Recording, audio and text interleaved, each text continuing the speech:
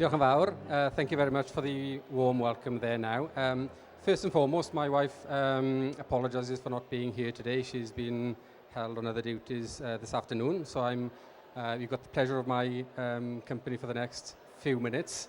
What I've got here is a series of slides of the before and after, and then a summary, if you like, of the key challenges, tasks, issues, concerns, opportunities that we've faced during the time we established a 5-star self-catering accommodation for 50 guests in Devil's Bridge, which incidentally is in the heart of Mid Wales.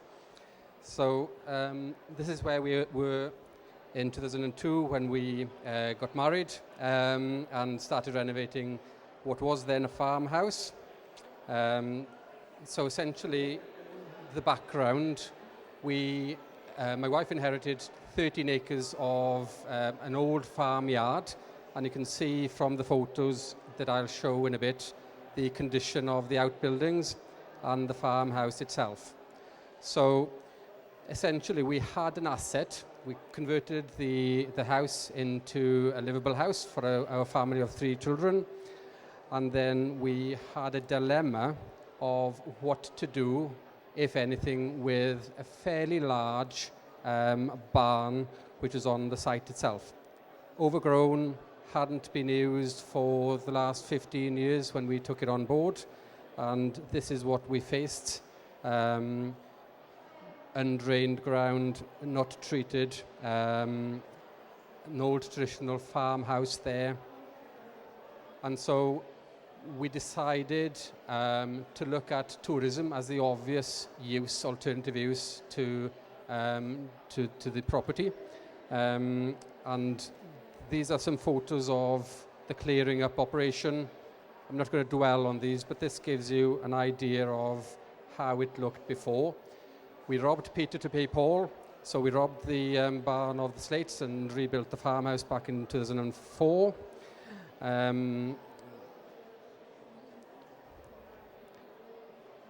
And so we set about getting all hands on deck with myself and my wife, rebuilt the house, and unfortunately, by the time we came to 2010, this was the condition of the barn. Within 4 or 5 years of having not used the barn itself, we had some storm damage, and we had to then rebuild the barn from fresh using the materials that were there, the stone and so on. This is part of the construction phase. What we essentially did was to rebuild one large barn, including old buildings, amalgamated into a larger barn, and contracted a company called Welsh Oak Frame to rebuild it all in new oak, albeit imported from France or Germany, the oak.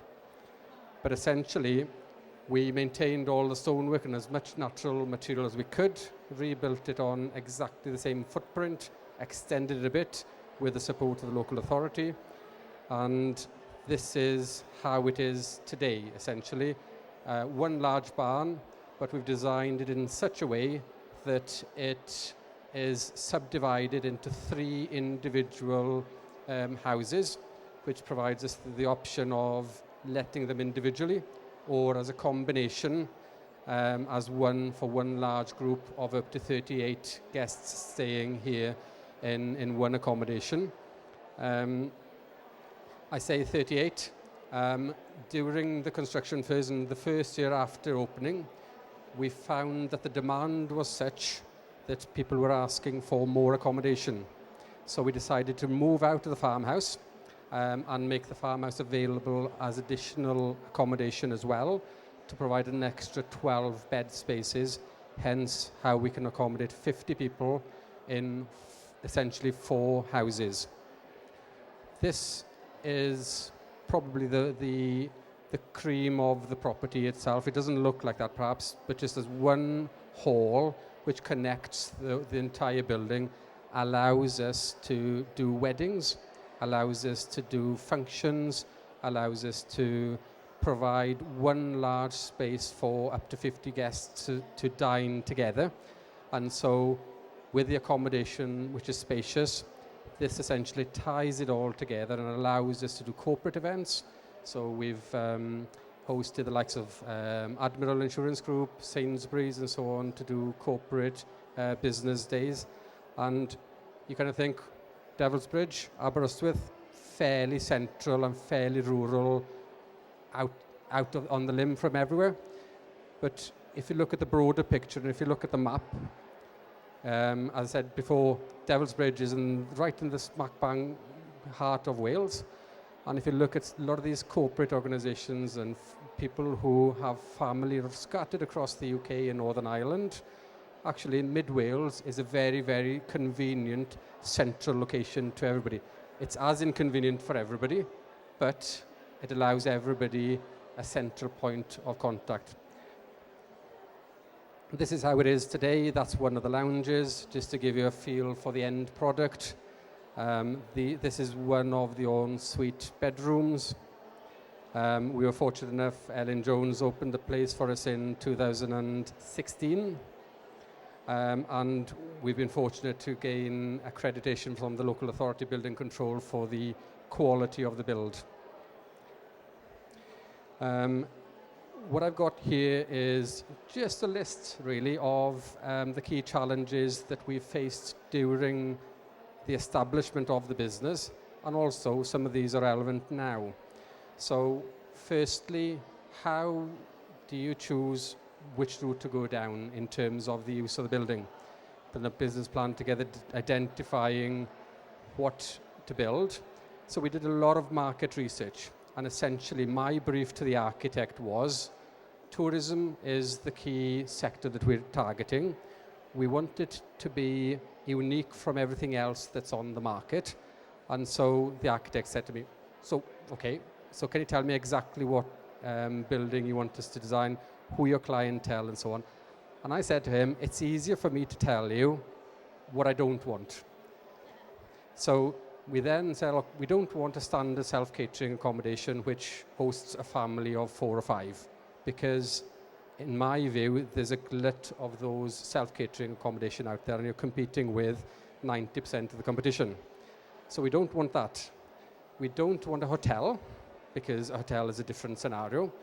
We want a place where, from our own experience, we've got a family of 3 children and it's very, very difficult to find accommodation to take more than 2 children into a hotel or in self-catering, and you end up taking the 3rd in the suitcase to avoid them knowing that you've got 5 in a room.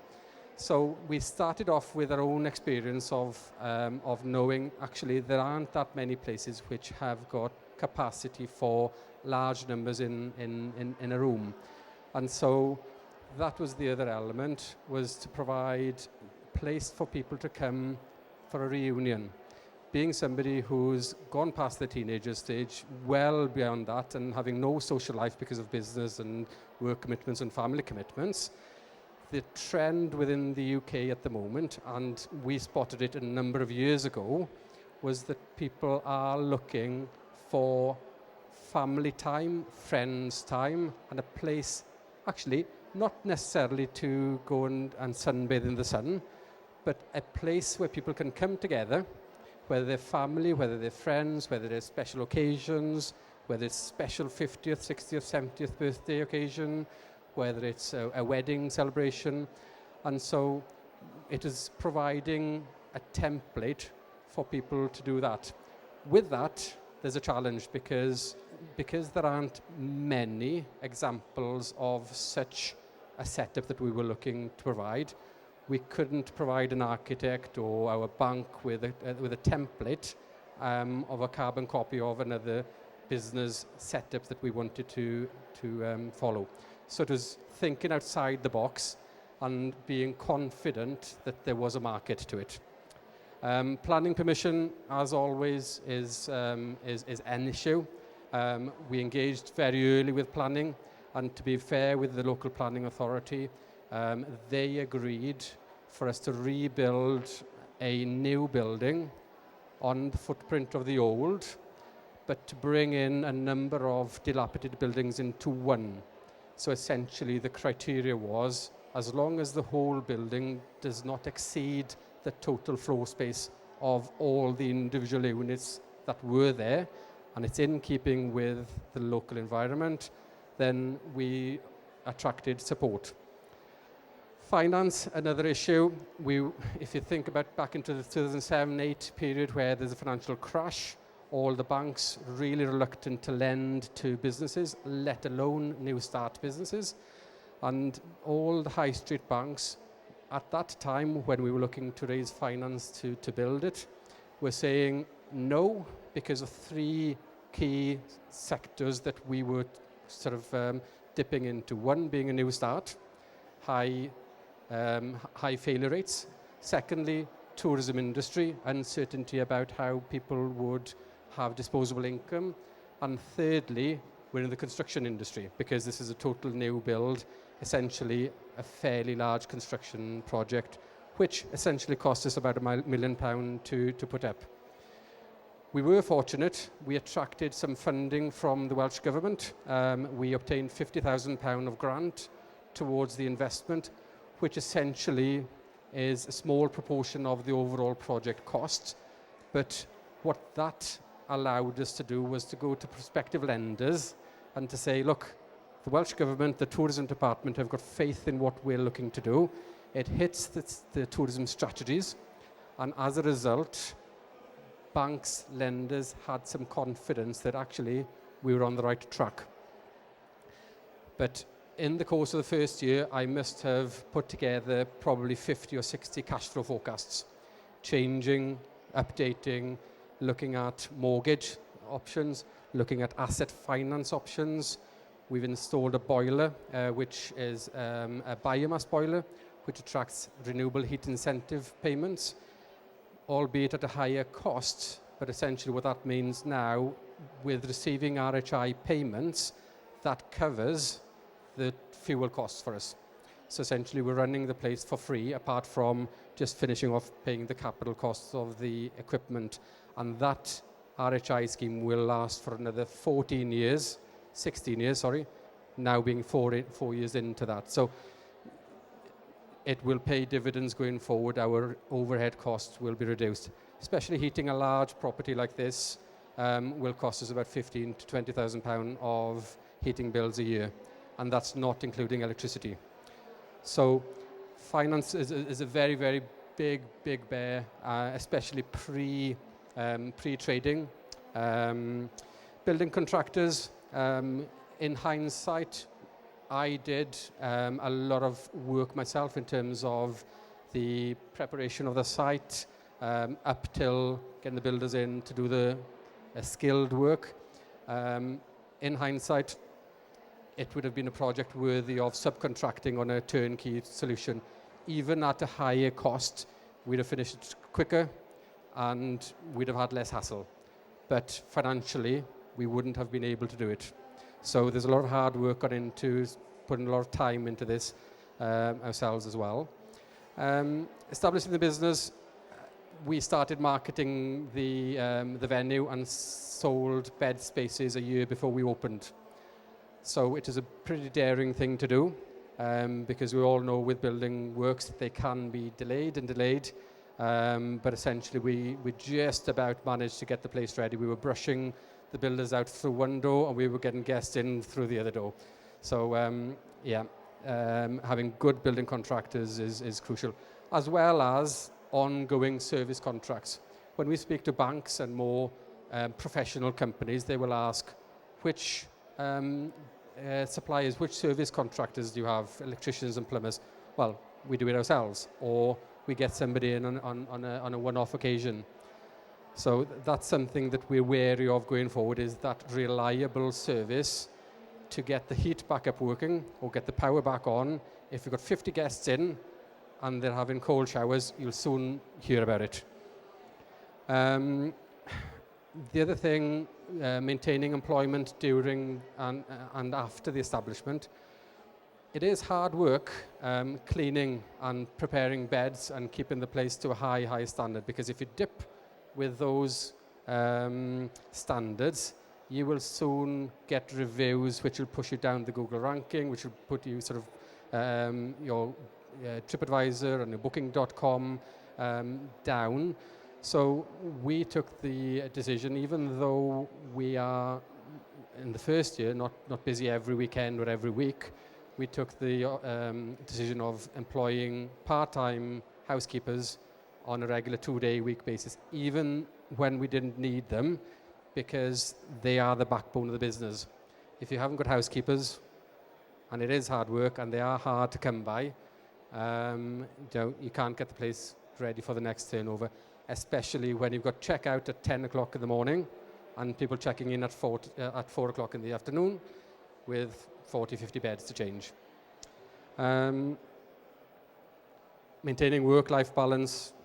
Most of you here are from a farming background and you'll know that there is no such work-life balance. And I guess that is inborn into a lot of people, which has helped us, put in the hours to make it work. The locals buy-in. We've seen from experience that when you do something different, people question, and when people question, they will really question, and it comes across negatively. And ultimately, you've just got to put your head down, get the work done, and sooner rather than later, people do realize, actually, this is not such a bad idea if it works.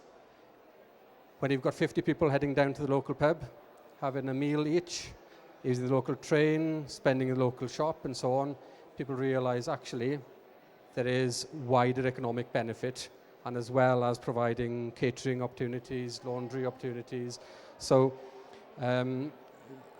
that is the key thing, and sometimes it is easy enough to be downbeat about perception, but when you get through it to a stage where we're now into our 4th year of trading, it's kind of nice to be able to smile and think, yeah, we were right. Marketing and pricing, really, really tough area. It's not my area of expertise. My background is finance and accountancy, and marketing is something that we are all the time looking as a challenge. We do work with a few agents, and we try to siphon away from agencies where possible because of the commission rates varying from 17% up to 25%. And so that is something that we're conscious that we're trying to not be dependent on agencies. And as such, in the last 2 years, we recruited a full-time marketing manager whom justified her employment to bring in direct bookings rather than paying agencies. So social media, using Booking.com directly, TripAdvisors, and other methods of targeting customers as well as directories is really important. Pricing, very, very, very difficult for us to benchmark, because if you haven't got many parallels, many competitors who do the same, how do you price? And so very much on a trial basis, tweaking every week. And I do say that every week or every 2 weeks, I do tweak the prices, because obviously you want to maximize your return, and there is a point in time where we have turned away bookings because you'll be at a loss.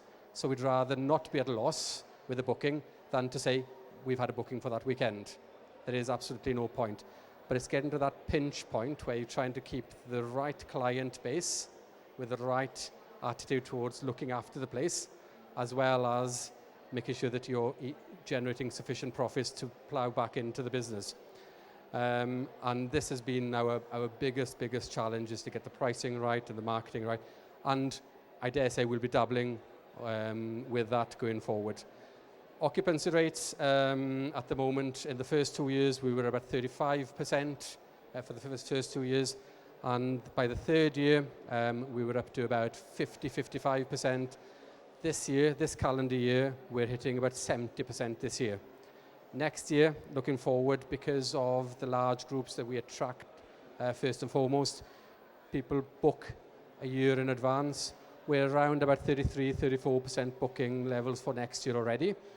But even though our occupancy rates have been higher this year, we have had to compromise on the pricing because of Brexit and because of other issues. We've found that even the the people with high disposable incomes from the southeast and these inner city areas want more for their cash. So they want more for less. And we have seen that in the last year that we've probably reduced our pricing 10, 15, 20%. And also that people are looking for more short breaks. But with short breaks, you've got more of a changeover cost. So the margins are taking a bit of a hit on that side as well. Thomas Cook news last week, probably good news for us, because we're seeing that people are looking for staycation more than what they have been 2-3 years ago. So I'd like to think we're a little bit ahead of the curve on that side, especially because when you talk to a lot of holiday makers who have been with us, some will say, we want to go abroad next year because of the sun. But the majority will tell us we don't need to go abroad when we've got a place like this where we can get all the family together, the 3 generations of family together, and where you can enjoy without having the hassle of going on the plane and so on. So there's an opportunity that we're seeing with Brexit, especially with forward booking now for next year and during this dilemma, albeit with pressures on people's purses, means that budgeting is still difficult for people. But also the trend as well, if you look at the younger generation, 20, 30, 40 years of age, people within the UK, there's less disposable incomes. So a lot of those are relying on grandma, grandpa to take them away on holiday as well. So that ticks our box and it makes the place attractive as well. Compliance, health and safety, fire regulations, minefield, there's so many different sort of areas to consider. And I'll give you one example, even though as a new build project with quality of excellence in building, we have been slapped by the Mid Wales Fire Rescue Group a few months ago with the need to put in more fire lighting, fire escapes because of new compliances. So we are obviously having to go through that rigmarole as well. So nothing's easy, but you've got to view it to the perspective that if we increase our health and safety standards, then it's a selling point. Staffing, as I said earlier, is always a key issue. Managing cash flow, peaks and troughs. Interestingly, in our first 5-7 bookings that we had pre-opening, to our surprise, people were booking outside of the peak times because they were booking for a special occasion or a special birthday. And special birthdays and occasions don't literally happen during the summer or Easter or Christmas time. Taxes, business rates, VAT, we're, again, business rates, we're business rated, we're outside of the threshold.